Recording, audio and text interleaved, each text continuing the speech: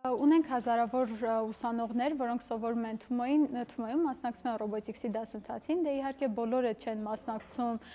չեն դառնում մասնագետներ, ինժեներներ կամ շարունակում այս ուղղությամբ, սակայն Թումոն թույլ է տալիս ուսանողներին կողմնորոշվել մասնագիտության հարցում եւ հասկանալ իրենք ուզում են շարունակել այս ուղղությամբ, թե չեն ուզում։ Նպատակը բարձրապես IT ոլորտի մասնագետներ պատրաստելը չէ, կոնկրետ հմտություններ փոխանցել երիտասարդներին, այլ այնպիսի բազային հիմքեր դնել, որը ցանկացած կարիերայի դեպքում եւ մանավանդ ապակա կարիերաների, որոնց մասին դեռ իսկ չենք,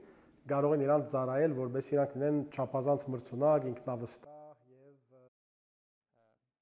Դրանից էլ, երբ որ ցանկացած ուսանող որ Թումոյում ավարտում է, մենք ունենք վիրտուալ պորտֆոլիոներ, որտեղ ուսանողները ներկայացնում են իրենց աշխատանքները, ավարտական վերջնական աշխատանքները, որոնք արդեն իրենք կարող են ներկայացնել